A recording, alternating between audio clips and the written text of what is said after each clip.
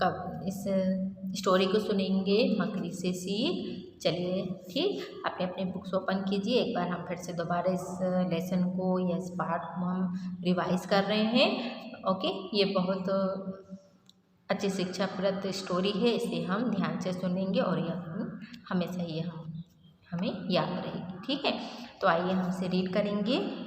Part 6, मकड़ी से सीख। जैसा कि आप जानते ही होंगे कि दुनिया का हर कोना वीरों और उनकी गाथाओं से भरा पड़ा है ना। दुनिया मतलब पूरा विश्व, है ना, पूरा दुनिया जो है वो पहले जो समय था अपना, वो राजा महाराजाओं से ही भरा पड़ा था। इसी दुनिया में से एक था यूरोप शहर था, जो इस मामले में वो भी पीछे नहीं था। वहाँ पर भी बहुत सारे राजाएँ थे, है ना। तो यहाँ भी एक से बढ़कर एक वीर हुए और उन्हीं वीरों में से एक राजा था जिसका नाम था ब्रूस था।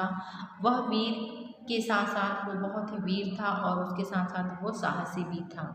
ठीक है, उन्होंने शत्रुओं को कई बार हराया था युद्ध में, लेकिन पिछले कई युद्धों में उनकी लगातार हार होने के कारण उन्होंने अपने सैनिक गंवा दिए और अपना राजपाट भी उन्हें छोड़कर जाना पड़ा। ब्रूस के समझ में नहीं आ रहा था कि वह किस तरह घर परिवार राजपाट दोबारा हासिल करे। इसी असमंजस में उसने क्या किया कि शत्रुओं से छिपते हुए वो एक घने जंगल में चले गए और वहाँ पर एक छोटा सा गुफा था, उसके अंदर जाकर बैठ गए। ठीक है, तो वहाँ पर बैठे बैठे कुछ सोच विचार कर ही रहे थे, तभी उनका जो ध्यान था वो कहाँ गया, दीवार पर पड़ा और उन्होंने देखा कि वहाँ पर एक मकड़ी है जो दीवार पर चढ़ रही थी। ठीक है, तो उन्होंने देखा कि मकड़ी कुछ ऊंचाई तक चढ़ती और अचानक फिसल कर गिर जा गई और फिर गिर जाती या गिर गई। फिर उसने दीवार पर दोबारा चढ़ना शुरू किया और वह फिर से गिर गई। फिर उसने फिर से प्रयास किया और अधिक ऊंचाई पर वो चढ़ गई, फिर गिर गई। इसी तरह उसने कई बार प्रयास करते करते वो हर बार चढ़कर गिर जाती, लेकिन प्रयास करना वो नहीं छोड़ती। अंत में वो उसी जगह पर पहुंच गई जहाँ पर उसे जाना था या पहुंचना था। ठीक है, तो इसी प्रकार से जो ब्रूस थे वो मकड़ी की इस प्रक्रिया को या क्रियाकलाप को देखकर उनके मन में विचार आया कि इतने प्रयास करने के बाद भी जब ये छोटी सी मकड़ी हार नहीं मानी, तो भला मैं कैसे हार मान सकता हूँ। यह सोचते ही उसमें अद्भुत साहस का संचार हुआ और उसने फिर से धन संपत्ति जुटानी शुरू कर दी। इस संघर्ष या इस संपत्ति के बल पर उसने फिर से सेना इकट्ठी की तथा जब काफ़ी संख्या में सैनिक उनके इकट्ठे हो गए, तब उन्होंने पूरी ताकत से उनके जो शत्रु थे उन पर आक्रमण कर दिया।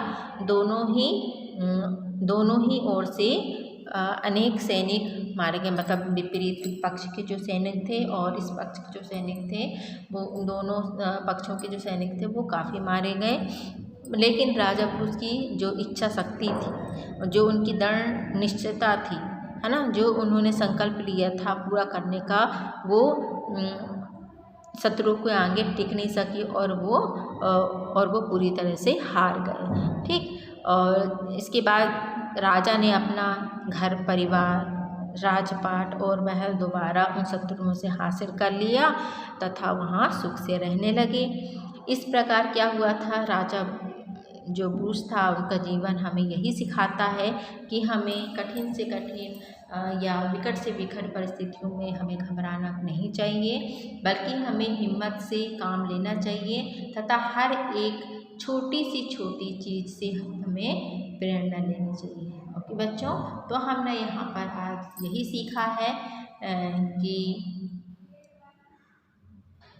हमें हमेशा हर चीज़ से सीखना चाहिए, है ना। हमें ये कभी मन में नहीं लाना चाहिए कि ये तो छोटी सी चीज़ है, ये हमारे किस काम की, है ना। एक स्टोरी हमने सुना है कि एक शेर और चूहे वाली स्टोरी भी सुना था। तो जब शेर वहाँ पर सोया रहता है, तो जान मतलब उसे चूहा परेशान करने आता है ना।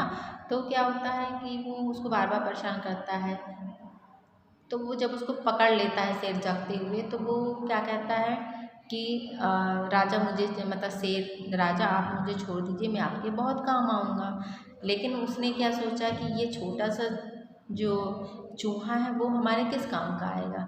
लेकिन उसने बहुत प्रार्थना की, तो उसने कहा चलो ठीक है छोड़ देता हूँ, तुम दोबारा मुझे परेशान नहीं करोगे, इसलिए मैं छोड़ देता हूँ। तो फिर आखिरी में वो जब जाल में फंस जाता है, तो उसकी रक्षा करने कौन आता है, चूहा ही आता है ना। तो चूहा उसके जाल को काट देता है और उसे शिकारी से आज़ाद करा देता है। तो यही एक स्टोरी है, मतलब कि उसने उस शेर ने भी उस चूहे को छोटा समझा था और उसकी बात उन्होंने नहीं समझी थी, है ना। तो हमें हर छोटी से छोटी पक्षी जानवर या कोई भी चीज़ें होती हैं उनसे हमें सीखने की ज़रूरत होती है, ठीक है।